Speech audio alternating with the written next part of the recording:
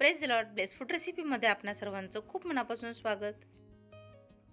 तर आज आपण मेथीची अगदी सोप्या पद्धतीने पण चवीला तितकीच भारी अशी भाजी कशी बनवायची ते बघणार आहोत.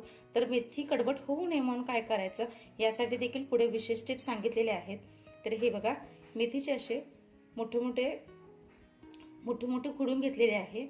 कोवळी कोवळी जितकी आहे देठासकट अशी मेथी निवडून घेतलेली आहे. ती धुवून छान बघा छान निथळून घेतलेली आहे. पालेभाजी कोणतीही असो ती चिरून धुण्यापेक्षा धुवून मगच चिरावी.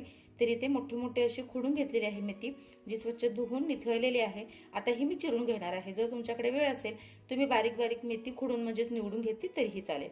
ते छान कोवळी लुसलुशीत अशी आहे.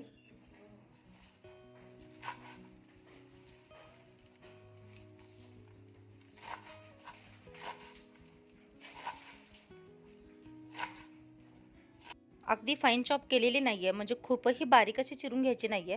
साधारणतः मध्यम अशी ही चिरून घ्यायची आहे. याप्रमाणेच सगळी भाजी ती चिरून घेते. एका भांड्यामध्ये आधी तेल घालून घ्यायचं. तिथे मी 3 चमचे तेल घेते. तेल चांगलं गरम झालं की यामध्ये इथे बघा मी मोठी अशी मिरची कट करून घेतलेली आहे, लसूण ठेचून घेतलेले आहे आणि कांदा. तर पालेभाजी म्हटलं की लसूण आलाच, लसणामुळे फ्लेवर छान लागतो. फक्त तुम्ही तुमच्या आवडीनुसार याचं प्रमाण कमी जास्त घेऊ शकता.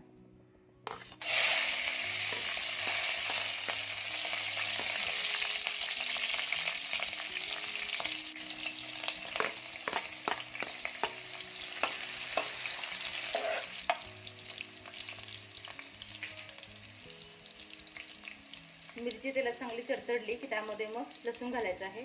लसणाचा रंग बदलेपर्यंत छान परतून घ्यायचं आहे. लसूण कच्चा ठेवला तर त्याचा भाजीला फ्लेवर तसाच येतो, त्यामुळे रंग बदलून घ्यायचा आहे. लसणाचा रंग बदलला की त्यामध्ये बारीक चिरलेला कांदा घालायचा आहे.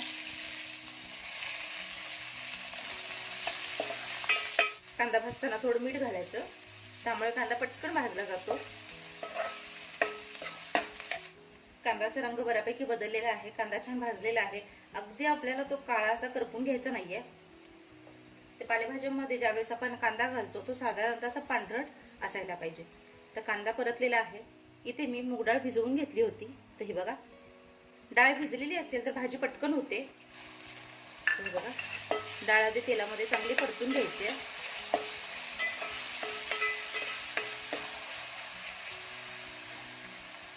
ज्या वेळेस डाळाशी आपण परतून घेतो त्याची चव छान लागते, त्यामुळे डाळाशी परतून घ्यायची आहे. जर तुमच्याकडे वेळ नसेल आणि तुम्ही डाळ भिजत घातली नसेल तर डाळ फक्त धुवून घालायची आणि फक्त एक मिनिटभर मंद आचेवर झाकून ठेवायची, म्हणजे डाळ पटकन शिजते.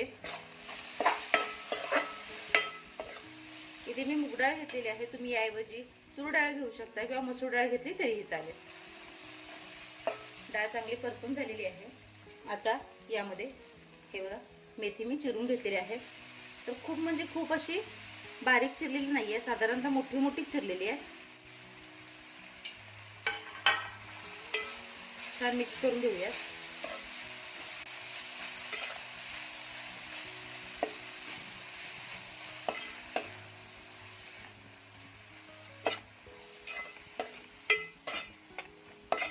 आता यामध्ये मीठ घालायचं आहे.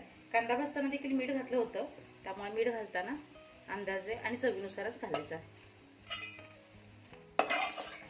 डाळ आपण भिजवून घेतले, त्यामुळे याच्यामध्ये आपण पाणी वगैरे अजिबात घालणार नाही आहोत. आणि मिठामुळे देखील भाजीला पाणी सुटतं. मीठ घालून छान मिक्स करून घ्यायचे आणि भाजी नेहमी मध्यम आचेवरच शिजवायची आहे. खूप मंदही गॅस करायचा नाही आणि खूप मोठाही गॅस करायचा नाहीये. मीठ घातल्या लगेचच त्याला पाणी सुटायला सुरुवात होते.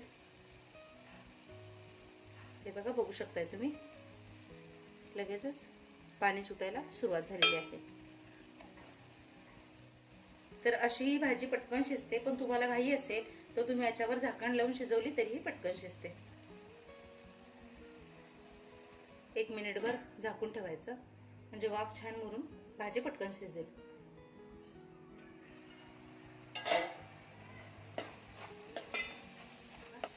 एक मिनिटातच भाजी जवळपास शिजत आलेली आहे.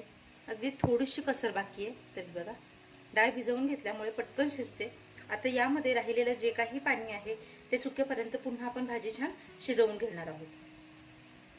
आता मी झाकणार नाहीये, अशीच छान वाफेवर शिजू देणार आहे त्याला। भाजीचा रंग काय छान दिसतोय ते बघा।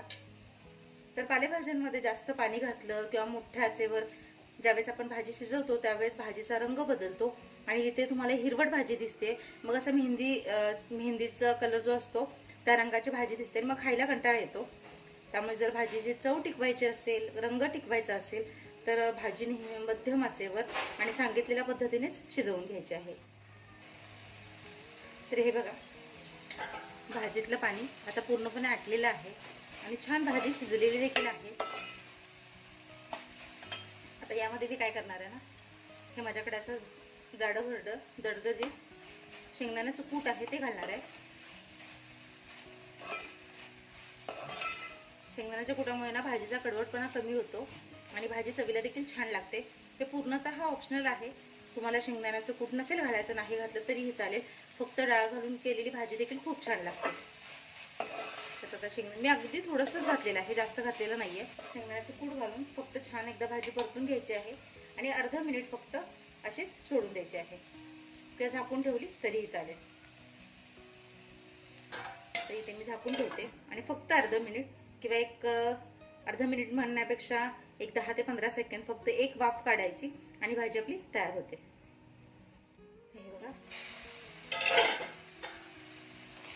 फक्त एक 10 ते 15 सेकंद मी एक वाफ काढून घेतलेले आहे। गॅसची आग देखील बंद केलेली आहे। तर बघा, भाजीचा रंग अजिबात बदललेला नाहीये, मस्त हिरवी हिरवीगार चवीला भारी मेथीची सुकी भाजी तयार झालेली आहे। एकदा नक्की ट्राय करून बघा, तुमचा अनुभव शेअर करा। मला आशा आहे की अशा पद्धतीने भाजी बनवाल तर न खाणारे देखील आवडीने खातील आणि जरी भूक नसेल ना, एक भाकरी जास्तच खातील। तर अशाच नवीन आणि पारंपरिक रेसिपीजसाठी ब्लेस फूड रेसिपी हे आपलं चॅनल सबस्क्राईब करा, लाईक करा, शेअर करा, खूप खूप कमेंट्स करा। सगळ्यात महत्त्वाचं म्हणजे जे काही बेल आयकॉन दिसते म्हणजेच घंटी दाबायला अजिबात विसरू नका। भेटूया अशाच एका नवीन रेसिपीसह, तोपर्यंत दाखवलेली रेसिपी ट्राय करा, स्वस्त रहा, मस्त खा आणि माझे व्हिडिओ बघत रहा। फराळाची रेसिपी देखील दाखवलेल्या आहेत, त्या देखील नक्की बघा।